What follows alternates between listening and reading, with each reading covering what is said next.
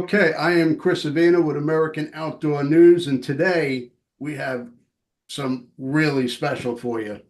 We have NRA board member Amanda Suffecool and our friend Marcus Kahn. Marcus, now you are not on the board of the NRA, but you are certainly in the know.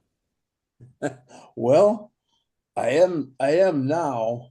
I am not a board member. I'm not actually even a member. I'm not How I fit into this is one of my business partners and good friends, Charlie Hiltonen, is an NRA big guy in there, and he told me the story of what happened. I'm certainly a big supporter of the NRA, and I'm a bigger supporter of the Second Amendment. And that's the NRA's job, is to protect that, among other things.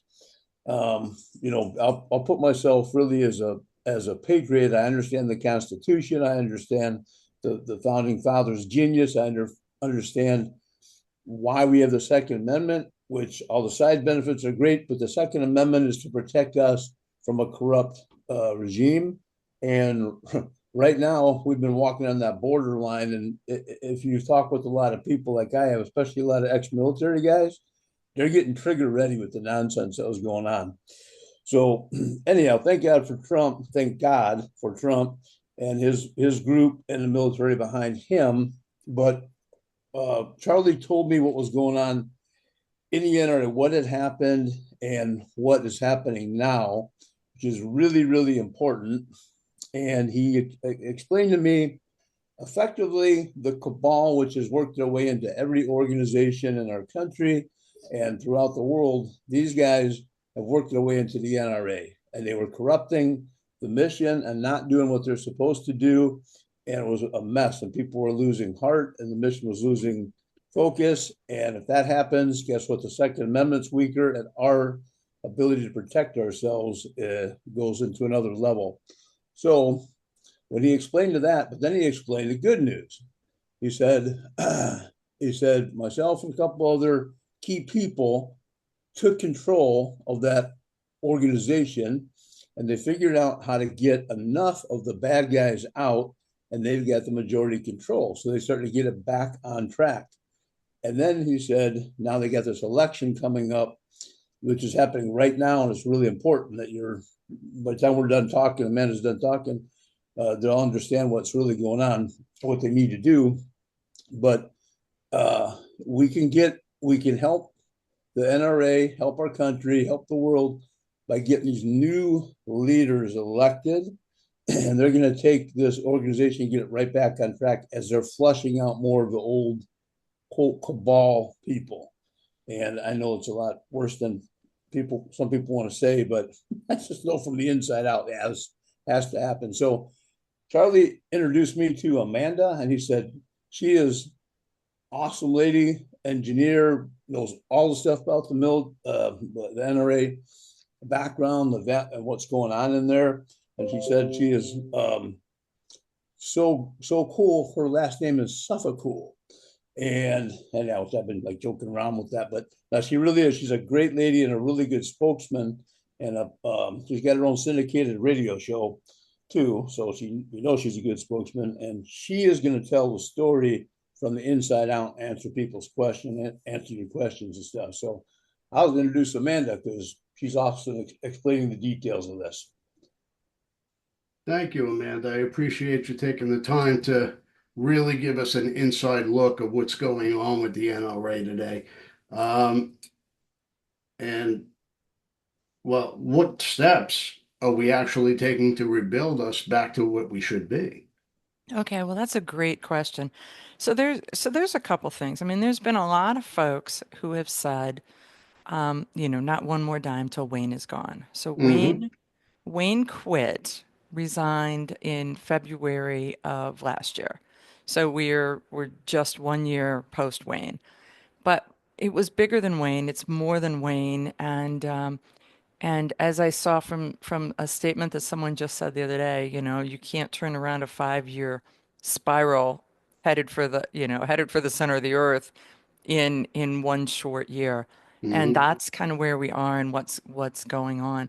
So to go backwards a little bit, know that Letitia James sued the NRA, and when she did that, her intent was to defund it, disband it, and to take all the money from the NRA and give it to New York-based gun safety organizations. That would be Everytown for Gun Safety, Moms Demand Action, Bloomberg. If you get that, you understand that gun safety organizations have a completely different connotation if you're pro-gun than they do if you're anti-gun. Yeah. So the NRA was fighting, absolutely fighting for its very life. And because of that, and because of the lawsuit, and because of lawfare, it expended a lot of money to stay alive. So now here's where we are. We are post that lawsuit. Letitia James was not successful. In fact, she actually did us a favor, if you sort of think that, because she helped ferret out a lot of the grift and the things that people had not had the ability to see deep enough to get to. You know, you knew that there was you believed that there was some hanky stuff going on, but absolutely knowing it based on the courts is a completely different thing. So toward that, Wayne LaPierre had to pay back to the NRA more than $5 million. The treasurer had to pay back to the NRA $2 million. The Josh Powell, who was one of his key people, had to pay back $100,000. And so the treasurer has not paid their 2 million. Wayne has paid his 5 million, though it had to go into escrow because he immediately filed an appeal. But the NRA has the money. The money is sitting there, but now we wait through the appeal. So all of that to say that one of the things that happened was the NRA stopped marketing, stopped advertising, stopped kind of talking to its members, because one of the things that had happened over the years was that Wayne was a spokesperson. That Ackerman McQueen, the marketing firm, said no other person speaks for the NRA except for the marketing department and for Wayne LaPierre. With both of them focused other places or completely shut down, we didn't market. So you look at any organization and you stop marketing for, well, it was actually from 2018 to 2025, so 6.5 years, it suffered. And so that's where we are. But additionally, we have people that are still on the board that, Marcus calls them Nicobal. I call them friends of Wayne. That even when they saw the data, even when they saw the facts, even when they saw the testimony where he said, well, I did this or I did that, they still are supporters of Wayne. Mm-hmm. They need to go. It's really that simple. And so there's a group, and that group has put together a slate of candidates for this year's election. Know that the board cycles through their 3-year terms. So the election this year will replace 1/3 of the board, and then next year another third, and then the following year. So even though there's Friends of Wayne embedded in the board, it's a 3-year process with everyone's help to route them out. And so we are asking, vote. That's really it. I'm here to answer questions and to tell you that this vote, this election, is the most critical. Last year, 2.3 million people were eligible to vote for the NRA board. 77,000 voted. So if we could get 100,000 people out of 2.3 million, if we could get 100,000 people to vote for our slate of candidates, we can change the trajectory and change the future. And that's Well, the we point. need basically a 0.5% Yeah. of the membership to actually get out and vote. Now, And it's 0.5% of the eligible to vote membership, because all membership cannot vote. You had to meet certain criteria. You had to either be a dues paying member for 5 continuous years with no breakage, mhm. or be a life member. Well, I know a lot of people let their membership lapse Correct. because of Wayne and Correct. because of what was going on. And it was very evident that the NRA was Wayne's personal piggy bank, and there was a lot of nepotism going on, i.e., the marketing firm, and a lot of other things. It runs a lot deeper than that, as we know. The NRA was not doing the right thing by its members. It was Mhm. not doing what it was set out to do. What would a new board do to rebuild the trust and the strength of the organization moving forward? Okay, well, there's a couple things. One is, even though the NRA was not marketing, do you know that the Bruin lawsuit, the New York State Rifle and Pistol Association versus Bruin, was Correct. funded 100% by the NRA? I was not aware of that. That's the problem right there. So the NRA was doing things, continues to do things. They just didn't tell anybody. It was a big darned secret. And so that's the first piece. So we need to get the word out. We need to talk to people. We need to keep the NRA and the fight and our rights on the tip of your tongue, on the point of your mind, and not just somewhere back in the library. The other thing we need to do is we need to run the NRA like it's a business and not like it's just a personal yacht club. And so when we looked at the slate of candidates, we've got we've got a couple military guys. We've got people that did compliance and like kept airplanes in the sky.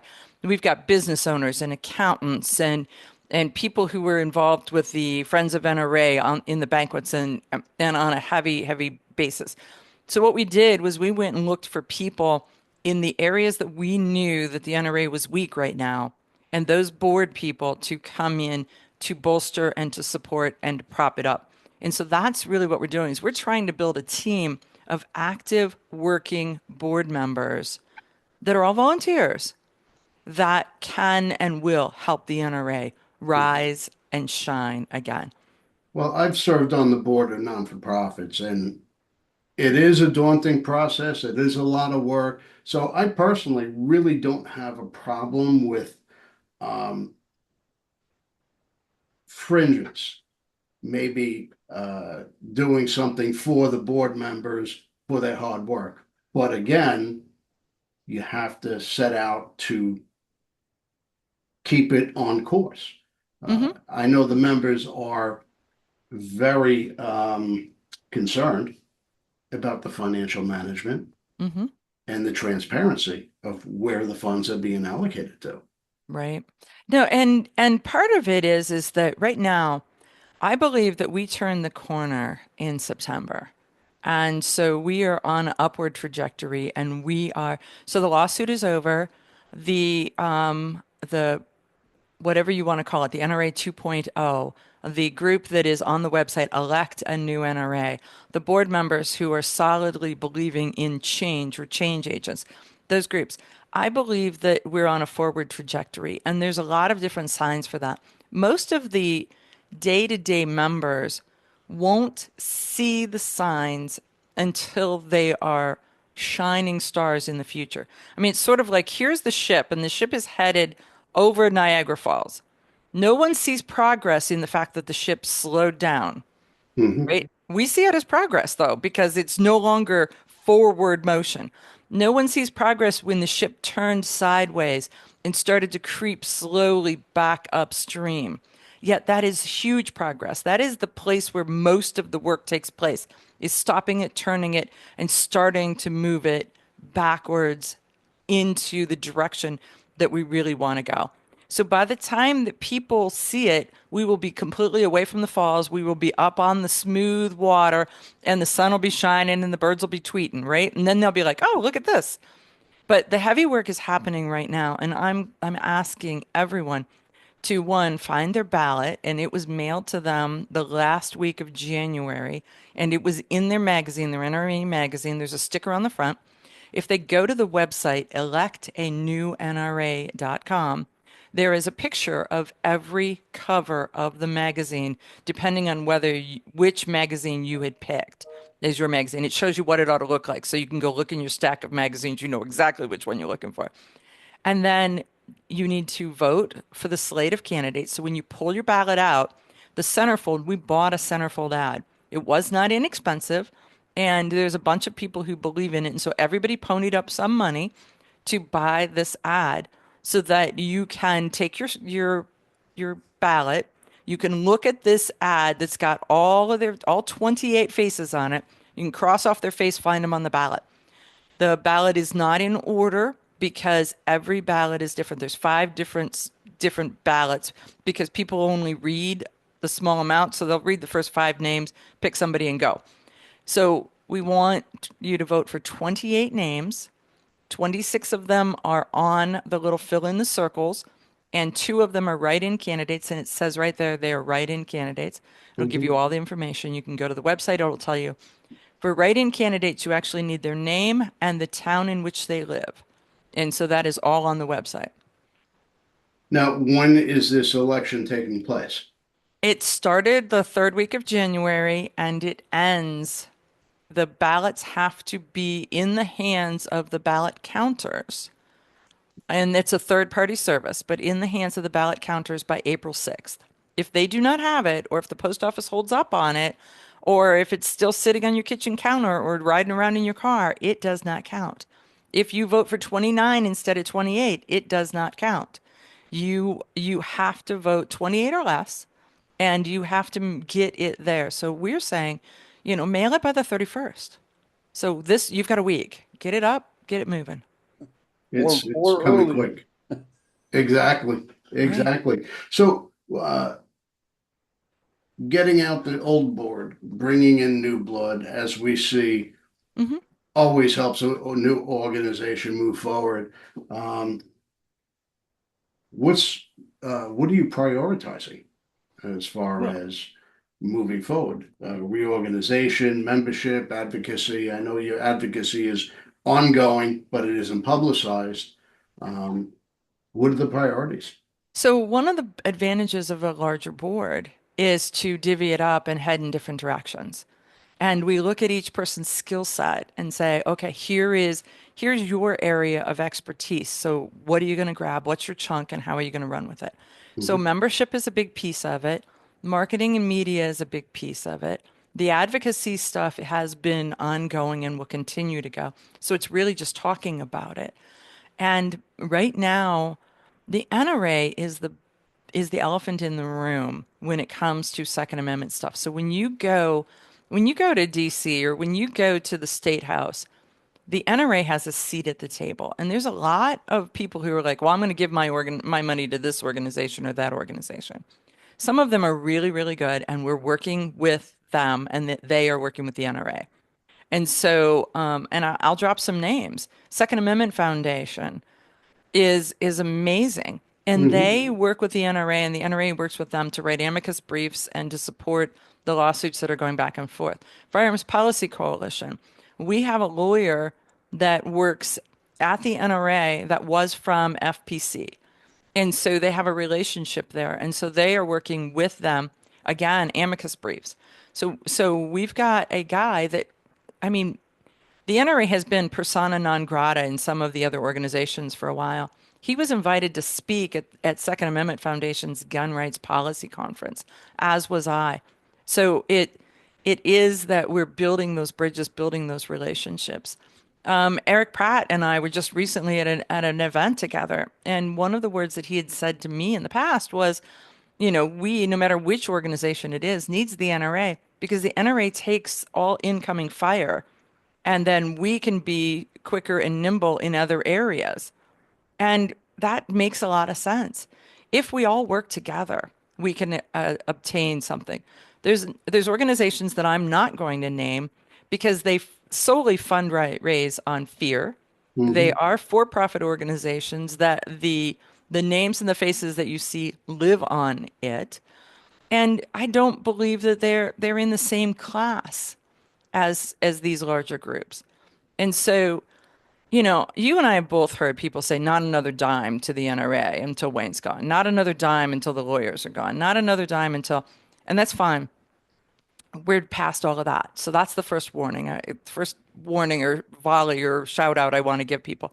But the second is, if you heard people say that and yet they did not actually give their money, and data proves that they didn't give their Mhm. money to SAF or FPC or GOA, you know, then that is more telling about what they think about the mission than the way that they were. I mean, I'm personally life members of several of those organizations because their work is good Mhm. and there's room for all of us.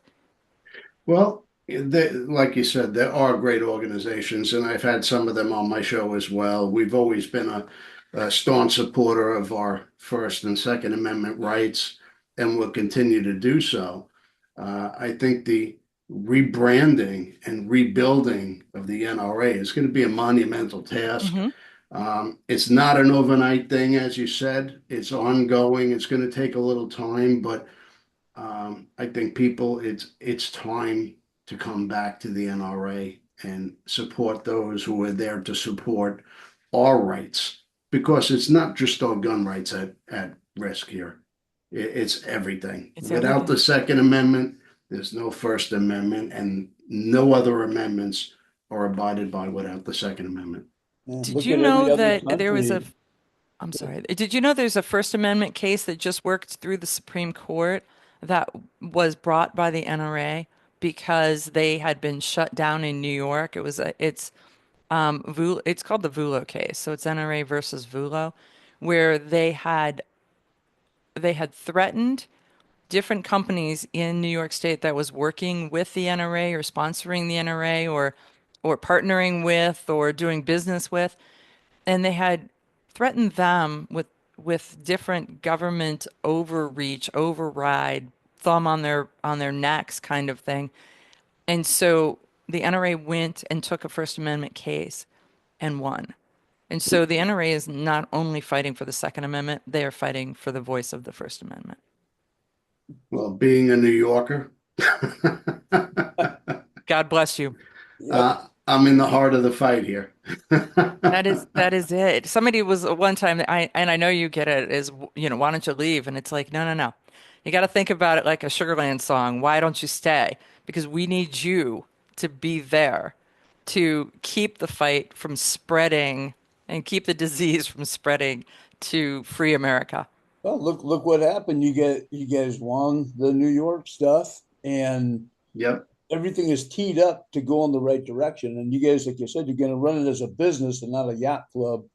And so when that happens, and you have transparency and you get people back involved in the PR from the whole organization, that just motivates a lot of people to really support that. And if you get that mission out there in front of people about supporting the Second Amendment, which protects the First and every other amendment in the whole country, then then I think we're definitely going in the right direction. You're going to turn the ship around quicker than I think it's not.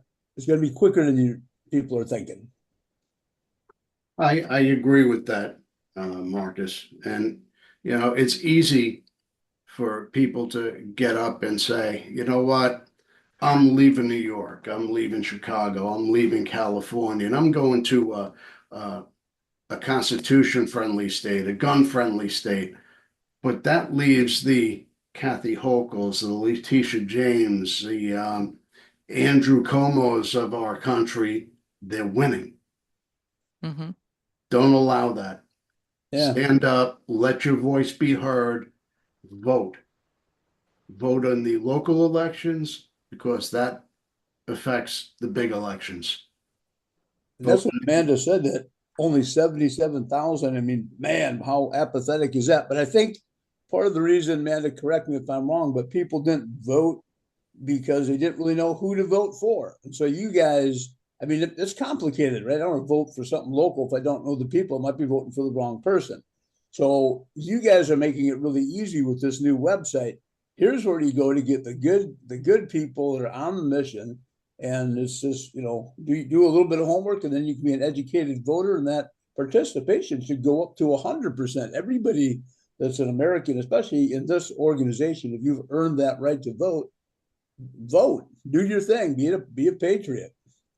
So, Well, Amanda, where do we go to find out who to vote for in this well, new the NRA election? the website. So once you have your ballot in your hand, go to the website, elect a new NRA.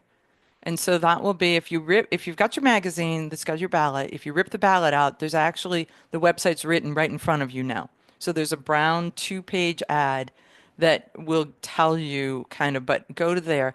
There are all 28 candidates that we have on our slate card. There is a bio for each and every one of them so you can read about them.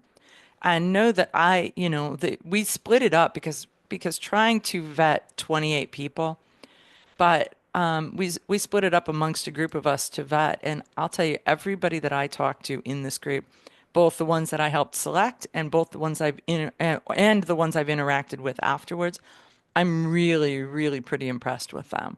What they bring to the table, why they're here, why they're in the fight.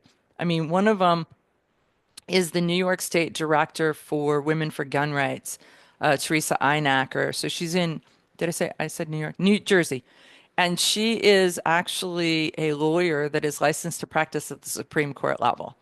So, I mean, so not only does she fight the fight for women for gun rights in one of the bellies of the beast, New Jersey, Yeah. and then at the Supreme Court level, so she understands that portion of it and the litigation portion. And so it's great to be able to go to her and say, okay, here's this. Explain to me what this really means. It's great. Well, I think we covered a lot of important information here today. What's next for the NRA? Well, I think that the big thing is to one, oh, I wanted to go back. So, and then ask that question. So I wanted to go back to something that Marcus said about people not voting and that. And you really are right that you don't want to vote for something that you don't know or you don't know who the person is. And, there's all these names. So do you pick them because you like their name or because somebody that had a name like that lived down the street when you were a kid? No. So you're like, I'll just let somebody else who's more knowledgeable. And then there are a lot of board members and they're out and they're active, but most of them don't tout, look at me, I'm an NRA board member. So you just know them as they're out there doing something. They're an advocate. They're fighting for your rights in some way, but you didn't know. So so the head it's just interesting that there are many times in your life when you bump up against someone that you would love to know who they are, not only their name but what their background is, and you never have an opportunity. And I think that's a big thing about the NRA board is it's people who live among you that are the board, and hopefully they bring a series of skills that will help. And so what's next is is that. So we've got a budget for this year. We're going to focus on membership. So there's membership drives. There is trying to get the word out to people because I found that once you start to explain to people what's happened and where we are and where we're turning and how we have hope and vision for the future, then they're like, "Oh, okay, I just needed to hear that and I'm back in." Because they didn't hear it and they haven't been hearing it. And part of that is because the NRA is so throttled in the news that I have a Facebook page that is my NRA Board of Directors Facebook page. And if you search for my name, you can't find that page Interesting. unless you put my name in and NRA.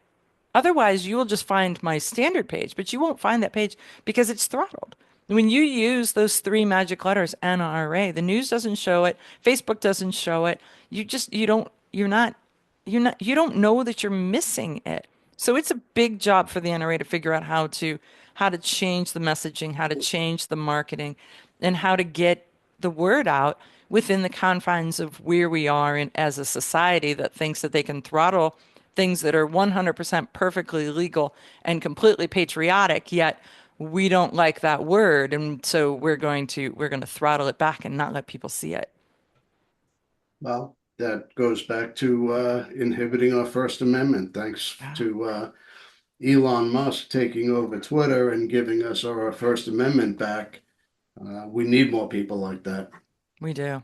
We absolutely do. So it's going to be a big job for the NRA. I'd encourage anybody who is somewhere near Atlanta to try to come to the NRA annual meeting. It is in April in Atlanta. I think it's April, I don't in the 20s. The weekend in the 25th maybe, something like that. Of course I did my homework and looked up what the date was. But it's in Atlanta. And if you've not been to an NRA annual meeting, it is free to members and you can join right there if you want to. And then you're a member for a year and but it's fabulous. It is absolutely fabulous. And you will walk and you will see and you will just love it. Well, I go to the NRA show every year, wherever it is, Dallas, Indianapolis. Hmm. This year it's in Atlanta. I was just down there in January. It's always a great event. and you're around like-minded individuals, gun owners, shooting enthusiasts, constitutionalists. There's always something going on. It's a great event. They have after-hours events as well. So definitely make your way down there. I want to thank both of you for taking the time to speak to us and inform us of the upcoming election and what to expect out of the new NRA. And I'm excited to what the future holds. I think the future is very bright for us. I really do. And I just encourage everybody, if you are an elected, if you are right now voting eligible, please go find your magazine and vote because we need you. And so elect a new NRA is not just the website name. It really is the slogan of our heart. Our country's going in the right direction, and the NRA is an important institution and going in the right direction now. So, hey, we're powers of when we unite and when we're honest and upfront and God-fearing people and do things the right way. And that's what this is all about, getting things, the whole country and the whole world back on track. And then the last call to action is, hey, Marcus, join the NRA. And for those of you who've let your NRA membership lapse, join the NRA. It needs you, we need you, and we have turned it around and we're slowly chugging upriver. And if you can't find where to renew your membership to the NRA, you could actually find an ad in American Outdoor News. Click on that, and you could renew your membership there. There you go. Look at that. There you go. It works. All right. I appreciate you both taking the time. And if you haven't already, subscribe to the channel, and we'll see you again soon. Thanks, Chris. Thanks very much.